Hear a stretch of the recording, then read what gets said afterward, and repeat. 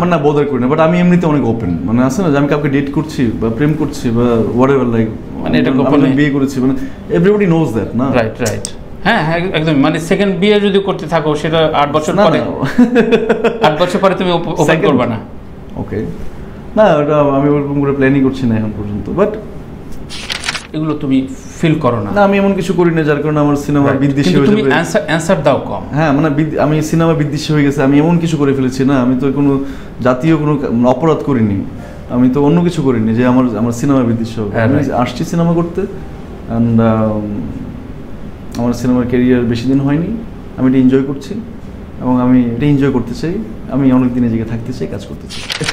রাফি ভাই তো খুব খারাপ। রাফি মনে হয় আমি ক্লিয়ার করেছি, রাফি মনে হয় কম বাজেটের সিনেমার জন্য ওয়েট করতেছে।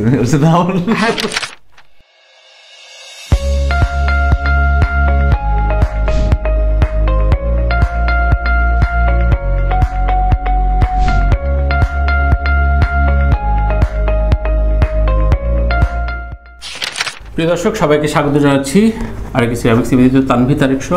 কথা শুনছি চিত্রনায়ক শরীফুল রাজের। রাজ খুবই পুরনো তর্ক, তারপরে বলি যে নিজস্ব দর্শক কখন বোঝা যায়। ধরো আমরা তো আর অভিনয় বুঝি না, কিন্তু নিজস্ব দর্শক যে আমার একটা গোষ্ঠী তৈরি হয়েছে, তারা এই চায় আমার কাছ থেকে, এই পালসটা একজন অভিনেতা কখন কীভাবে বোঝে? ওকে, ভেরি ইন্টারেস্টিং কোশ্চেন। আমার মনে হয় এইটা আমি প্রথম বুঝি বা আমার বোঝার জায়গাটা তখন হয় আমি যখন প্রথম সিনেমা করি। প্রথম সিনেমাতে আমি যদি ভুল না করে থাকি, আমাদের আইসক্রিম, হ্যাঁ আমি আইসক্রিমের কথা বলছি। তো প্রথম cinema I was very nervous, মানে আমি অনেক নার্ভাস ছিলাম। I know what I did, এবং আমি দেখছিলাম ডাবিংয়ের সময় দেখছিলাম কী করেছি, লাইক তারপরে আমি অনেক নার্ভাস ছিলাম।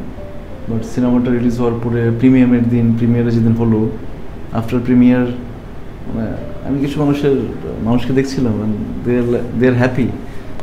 ওই হ্যাপিনেস, এটা সিনেমা দেখার পরে যখন মনে হয় যে না ওদের সিনেমাটা ওদের ভালো লাগলো, ওদেরকে আসলে ট্রিগার করলো, ওইটা দেখাটা খুব শান্তির, আরামের আর কি। ওইটাই আসলে আমাকে বোঝা যায় যে না এই ধরনের ক্রাউডটা, এই ক্রাউডটা আমার সিনেমা দেখছে, মানুষ অসংখ্য একটা মানুষের ঢল আসছে সিনেমা হলে, তো এটা বোঝা যায়। মানে আমি জানি না, এটা তো প্রিমিয়ার দেখলে র্যান্ডমলি হল ভিজিট বা রুরাল এরিয়াতে কখনো কোনো প্রশ্ন কোয়ারি তোমরা করো কিনা, মানে পাবলিক সেন্টিমেন্ট বোঝার জন্য?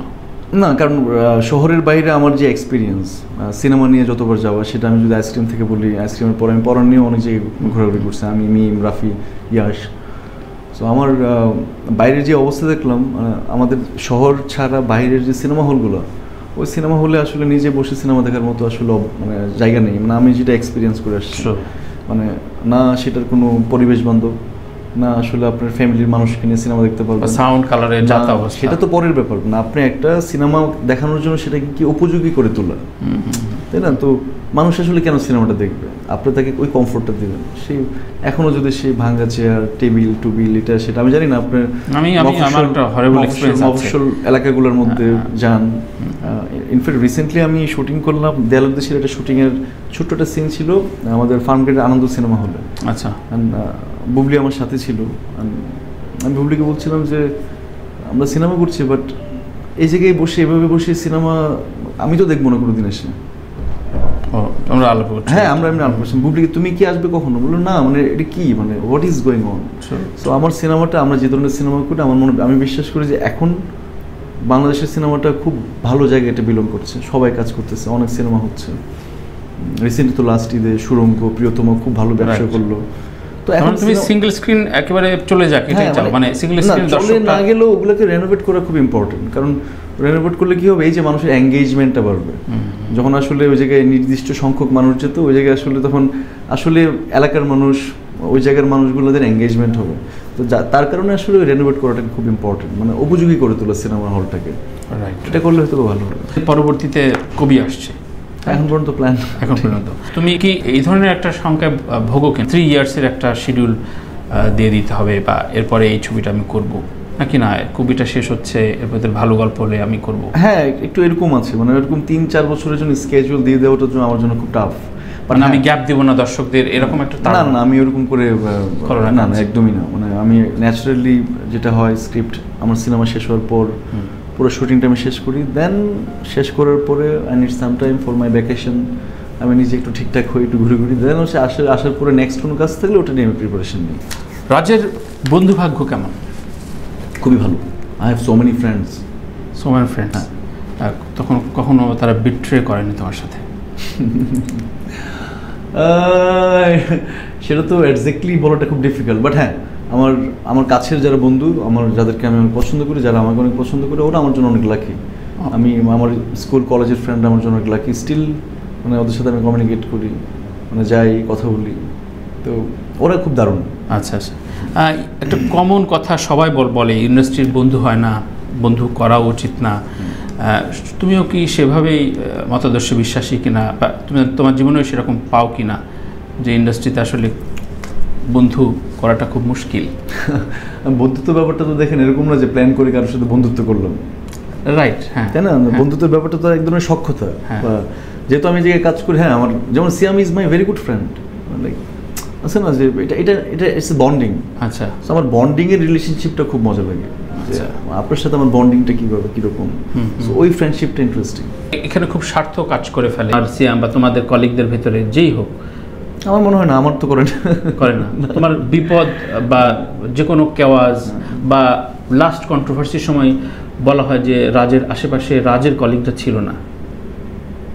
ছিল, মনে মনে ছিল, মনে হয় সবাই ছিল, মানে তুমি হ্যাপি মনে মনে? আচ্ছা আচ্ছা, হ্যাঁ ছিল, মনে মনে ছিল, মনে মনে ছিল, লাউড না। যেহেতু আমি ক্যাওয়াটিক জিনিস পছন্দ করি না, ক্যাওয়াজ পছন্দ করি না, অনেক হাঙ্গামা পছন্দ। কিন্তু তোমার কলিগরা ভাবছিল যে হ্যাঁ দেখি মজা নেই, দেখি কি হয়। এটা যারা মজা নিচ্ছে বা যাদের খুবই গুরুত্বপূর্ণ রোল প্লে করা উচিত ছিল আমার জন্য, ওরা কিন্তু ঠিক কাজটাই করছে। আই লিসন দ্যাম, আমি তাদের সাথে কথা বলছি পুরো ব্যাপারটা নিয়ে, আসলে আমার কি করা উচিত, কেন করা উচিত না, মানে আমারও নিজের অনেক প্রশ্ন ছিল। হ্যাঁ, আমার মনে যাদের আমাকে কোঅপারেট করা দরকার ওরা আমাকে কোঅপারেট করছে, যাদের কোঅপারেশন আমার দরকার নেই ওদের সাথে আমি নেই। জীবন থেকে তুমি এখন খুব পপুলার, 8 বছর আগে এই রাজ তুমি ছিলে না। পপুলার হবার পর বা এই কাজে ব্যস্ত হবার পর জীবনটা কেমন আর আগের জীবনটা কেমন? রাজের ভেতরে ডিফারেন্সটা কি?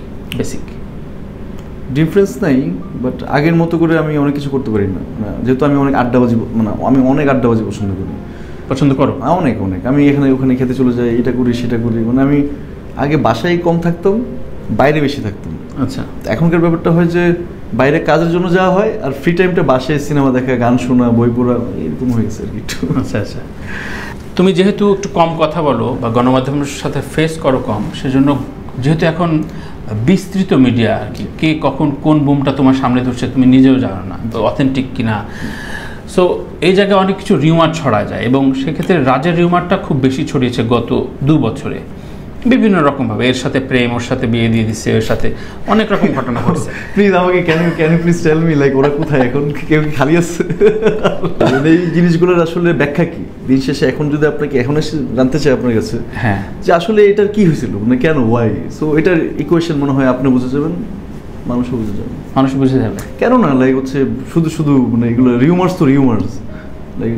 আমার মনে হয় যে আমি আমার আশেপাশের মানুষ, আমি যখন প্রেম করছি সবাই জানতো। মানে তোমার কাছে কি মনে হয়েছে তুমি মিডিয়া রেগুলার ফেস করো না বলে এগুলো বেশি ছড়িয়েছে, এরকম কখন মনে হয়েছে?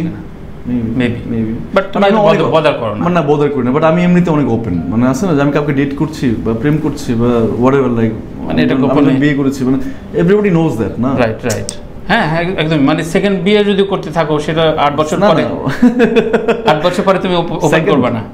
ওকে, না ওটা আমি ওরকম করে প্ল্যানই করছি না এখন পর্যন্ত, বাট প্ল্যান করছো না? না, প্ল্যান করছি না। প্রেম বা গভীর প্রেম বা প্রণয় একজন স্টারডমকে ক্ষতি করে কিনা? ডিপেন্ড করে। তুমি তো একটা জীবন বয়ে গেছো, তোমার ক্ষতি হয়েছে? ক্ষতি আসলে লাভ ক্ষতির ব্যাপারটা দিয়ে তো আসলে এই জিনিসটাকে আমি ডিফাইন করতে পারবো না। তোমার চরিত্রের সাথে ইনভলভমেন্ট, ছবির সাথে ইনভলভমেন্ট, এক ধরনের হ্যাঁ, I suffered, maybe mentally disturb থাকতে হয়তো। হ্যাঁ, ওটার কথাই বলছি আমি, অন্য কিছুর কথা আমি চিন্তা করছি না বা বলছিও না। মানে আমি বললাম যে আপনার জন্য আসলে মেন্টালি কোনো কারণে ট্রমাটাইজ থাকবেন, মেন্টালি ওকে থাকবেন না, এটা কিন্তু সব কিছুর উপর ইম্প্যাক্ট করে। সেটা আমি অ্যাক্টিং করে বলছি তার জন্য না, যে কোনো কাজে। একজন ব্যাংকে জব করে উনি মেন্টালি স্ট্রেস থাকলে আসলে প্রপারলি ওটা করতে পারবে না, ইনফ্যাক্ট আপনিও না। একদম। তো মেন্টালি ওকে থাকাটা খুব ইম্পর্টেন্ট, যে আই এম ওকে। আচ্ছা আচ্ছা। এরপরে ধরো সম্পর্ক বা সম্পর্ক যখন দুঃসম্পর্ক হয়ে যায় তখন একটা নানা রকম কেওয়াজ ছড়ায়, সেই কেওয়াজে ইমেজগত একটা ক্ষতির কারণ হয়ে যায়। পরিবার একজন কথা বলছে, তোমার বন্ধু কথা বলছে, তাতে তোমার যে ইমেজের যে প্রভাবটা পড়ছে, তোমার কি মনে হয় যে আমার ক্যারিয়ারে এটাতে কোনো বাধা হবে না? ক্যারিয়ারের বাধার কথা বলবো না, আমি অন স্ক্রিন খেলে দেবো, ব্যাপারটা কি এরকম? না, ব্যাপারটা এরকম না। মানে আমি অন স্ক্রিনের কথা তো পুরোটাই আলাদা। আমি বললাম ইমেজের কথা যখন বললেন, যখন আপনাকে কেউ মিস ইন্টারাপ্ট করবে, আছে না যে আপনাকে কেউ চিনলো না, বুঝলো না, আন্ডারস্ট্যান্ড করলো না, বাট আপনাকে কি বাইরে গিয়ে অন্যভাবে প্রকাশ করে ট্রাই করলো, এটা তো ডেফিনেটলি আমার জন্য ক্ষতিকারক। রাইট, অফকোর্স ক্ষতিকারক। তো ওইটা সাধারণ দর্শক তো মানে কত আমাকে মানে নেবে। হ্যাঁ এক্স্যাক্টলি, ও যেটা দেখছে ওটাই বিলিভ করছে, ও কালকে এটা নিউজ হচ্ছে ওইটাই বিলিভ করতেছে একদম। কালকে আমার সাথে মানে আছে না হোয়াট এভার, মানে পাবলিক তো ওটাই বিলিভ করবে না।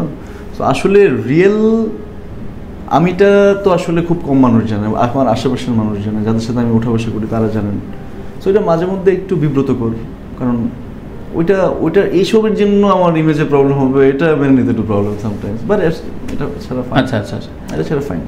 মানে যেহেতু অনেকে বলে থাকেন যে এইসব কারণে স্টারডমে অনেক সমস্যা হয়ে যায়, ওর পরের ছবিতে দর্শক কমে যাবে, দর্শকরা ওর প্রতি বিদ্বেষী হয়ে যাবে, এগুলো তুমি ফিল করো না? না, আমি এমন কিছু করি না যার কারণে আমার সিনেমা বিদ্বেষী হয়ে যাবে। তুমি অ্যানসার দাও কম। হ্যাঁ, মানে আমি সিনেমা বিদ্বেষী হয়ে গেছে, আমি এমন কিছু করে ফেলেছি না, আমি তো কোনো জাতীয় কোনো অপরাধ করিনি, আমি তো অন্য কিছু করিনি যে আমার সিনেমা বিদ্বেষী হবে। আমি আসছি সিনেমা করতে, অ্যান্ড আমার সিনেমার ক্যারিয়ার বেশি দিন হয়নি, আমি এটা এনজয় করছি এবং আমি এটা এনজয় করতে চাই, আমি অনেক দিন এই জায়গায় থাকতে চাই, কাজ করতে চাই। Thank you.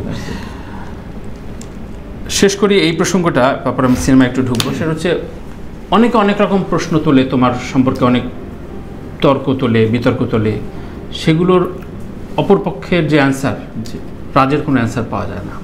তুমি কি এটা ইচ্ছা করে এড়িয়ে চলো? অতি সম্প্রতি আনন্দবাজারেও প্রকাশ হয়েছে তোমার সম্পর্কে বেশ কিছু বিরূপ মন্তব্য, ওরা দেখতে চাই না, ও হেটার সামক অনেক কিছু, কিন্তু এর উল্টা পাশে তোমার কোনো অ্যান্সার নাই। এটার জন্য না, অনেক কিছুরই প্রশ্নের অ্যান্সার, কারণ আমার কাছে মনে হচ্ছে এসব প্রশ্নের অ্যান্সার আমার কাছে তো নেই। মানে এটার মানে আসলে আপনি কোন জিনিসটাকে নিয়ে কাউন্টার করবেন, আপনি কোন জিনিসটাকে নিয়ে আসলে ডিবেট করবেন, আপনি কোন জিনিসটা নিয়ে আসলে তর্ক করবেন, মানে পুরো জিনিসটা যদি আপনি না জেনে করেন তাহলে এক ধরনের ইম্প্যাক্ট হয়, আর যদি জেনে করেন তাহলে আরেক ধরনের ইম্প্যাক্ট হয়। তো আমার কাছে মনে হচ্ছে যে জিনিসটা হচ্ছে এটা কোনোটাই আসলে আমাকে ডিফাইন করে না, মানে ওটা আমি না। হ্যাঁ এক্স্যাক্টলি। তো যেটা আমি না, যেটা আমাকে ডিফাইন করে না, সেটাকে আসলে আমি কোনো ধরনের অ্যান্সার করবো, সেটা আমি। তোমার ছবি সহ তো খবরটা বেরোচ্ছে, মানে এটা তো আমার জন্য প্রবলেমও হচ্ছে, তাই না? মানে আমার এমন না যে আমি একদমই বাবা মা ছাড়া, আমার বাবা মা, চাচা চাচি, মামা, অল আর রিলেটিভস না। তো আসলে যখন দেখেন ওরাও কিন্তু মাঝে মধ্যে বিলিভ করে, ওরা কনফিউজড হয়ে যায়, বাইরে যারা আছে ওরা তো নিজেরাই কনফিউজ যে হোয়াট ইজ গোয়িং অন, তাই না? তো এটা সামটাইমস আমার জন্য খুব বিব্রতকর। আমার কথা হচ্ছে যে কোনো প্রবলেম হলে, ইস্যু হলে, এটা যদি অথেন্টিক হয়, এটা নিয়ে কেউ কথা বললে I don't have any problem with that. But আমি বললাম যে যেহেতু আমি এখানে কাজ করি, যেহেতু আমি অ্যাক্টিং করি, আমি অভিনেতা, আমাকে ওইভাবেই মানুষ চিনে বা সিনেমা করছি, তো এর বাইরে গিয়ে যখন আসলে এমন কোনো ইস্যু নিয়ে আমাকে দাঁড় করানোর ট্রাই করে যেটা আসলে আমি কেন্দ্রিক না বা আমি এটার মধ্যে এরকমভাবে ইনভলভ না, ওইটা আমাকে মাঝে মধ্যে ভোগায়। Thank you. ওই সময় সেলিম ভাইয়ের প্রসঙ্গটা আসছিল, রাহেন রাফি প্রসঙ্গটা বাদ পড়েছে। রাহেন রাফিকে কীভাবে ডিফাইন করো? রাহেন রাফি গুড, ভালো, মানে ডিফাইন করা তো খুব ডিফিকাল্ট। ওনাকে খুব বেশি প্রফেশনাল, স্বার্থের জন্য মুখ ঘুরে ফেলতে পারে, এটা হইতেই পারে, কারণ like he is a film maker, ওর যেটা বেটার লাগবে, ওর কাছে যেটা সবচেয়ে বেশি এফেক্টিভ মনে হবে, এবং যেটি কাজটা আসলে ওরও আসলে দেখেন, রাফির সাথে আমি কাজ করেছি, এর আগে সিয়াম কাজ করেছে, ওই সিয়ামের সিনেমাটা ভালো ছিল, কিন্তু পুরো মন মানে এক ধরনের, আমি সিনেমা হলে গিয়ে দেখেছি সিনেমা, পরন সিনেমাটা ভালো গেল, then Rafi is working with Shakib ভাই, সো ইটস এ চেইন। তখন আসলে একটা মানুষ এরকম যদি ভাবেও, সিয়ামার রাজ কি রাফির ক্যারিয়ারের সিঁড়ি, শাকিবের আমার ক্যারিয়ারের সিঁড়ি কখনোই শুধু আমি রাফিকে দিয়ে মানে কাউন্ট করতে চাই না, কারণ আমার ক্যারিয়ারের সিঁড়িটা পুরোটাই হচ্ছে আসলে অল আর ডিরেক্টরস। কিন্তু সাধারণ দর্শক হিসেবে যদি আমি বলি, গ্রামের একজন দর্শক, আচ্ছা রাফি ভাই রাজ এতগুলা হিট দিল, তো বড় বাজেটের ছবি পাইলো, তখন রাজরে নিল না কেন? রাফি মনে হয় খুবই খারাপ, রাফি ভাই তো খুব খারাপ। রাফি মনে হয় রাফি আমি ক্লিয়ার করেছি, রাফি মনে হয় কম বাজেটের সিনেমার জন্য ওয়েট করতেছে। হ্যাঁ, আচ্ছা কম বাজেটে রাফি যখন খারাপ অবস্থা, তখন রাফি আসছে, রাজ আসছি আমি এত সাপোর্ট দিল, বা একটা ভালো টাকা পয়সা পাইলো আর ভুলে গেল। এটা আমি একজন সাধারণ দর্শক হিসেবে যদি ভাবি, বা আমার গার্জেনরাও বলে, তাদের প্রশ্নের উত্তর দিতে হয় আমার, মানে ওরা তো মিডিয়া সম্পর্কে জানতে চায়, দোস্ত কি ব্যাপার। সো এইসব জায়গায় তুমি রাফিকে কীভাবে ডিফাইন করো? হ্যাঁ, রাফি দেখেন, রাফি কিন্তু খুবই, রাফিকে নিয়ে আলাদা করে ফিল্ম মেকার, রাফিকে নিয়ে আমি আলাদা করে কথা বলতে চাই না, মানে অলরেডি হি ইজ প্রুভড, ওকে নিয়ে ডিবেট করার কোনো অপশনই নেই। আচ্ছা, হ্যাঁ, বাট ওকে ওর কিন্তু ভালোবাসার জায়গায় একটা বলার আছে না, কি ব্যাপার নেক্সট 5 কোটির ছবিতে আমি কই, কবে রাখবা? মানে as a friend, as a colleague হিসেবে তো না, সেটা নিয়ে কথা হয় আমার সাথে, কারণ ওর সাথে আমি, ওর অনেক গল্প জেনে, আমি ওর সাথে আমি আড্ডা মাড্ডা হয়। কবে সাইন করছো? হ্যাঁ, কবে সাইন করছো রাফির সাথে? হ্যাঁ, ও থ্যাঙ্কস গড, রাফির আপনি রিকোয়েস্ট করেন তাড়াতাড়ি, আই উইল বি হ্যাপি, কারণ ওর সাথে আমার কাজ করার এক ধরনের, যেহেতু 2বার কাজ হয়েছে আমার সাথে। হ্যাঁ, মানে একটা টাই হয়ে গেছে তো। হ্যাঁ, মানে okay I know him, I understand him, ও আসলে কি বানাতে চায়, কেন বানাতে চায়, ও আসলে মানুষ এক ধরনের পালস বুঝে, এক ধরনের ডিফারেন্ট কাইন্ড অফ ইম্প্যাক্ট ওর সিনেমাতে, এখনকার সিনেমাতে, সো ওইটা বুঝে জানে। সো ওর সাথে নেক্সট টাইম কাজ হলে আমার ভালোই লাগবে, আই উইল বি হ্যাপি। আচ্ছা আচ্ছা, মানে তুমি চাও এবং অপেক্ষা হতে। হ্যাঁ, অফকোর্স, কেন না।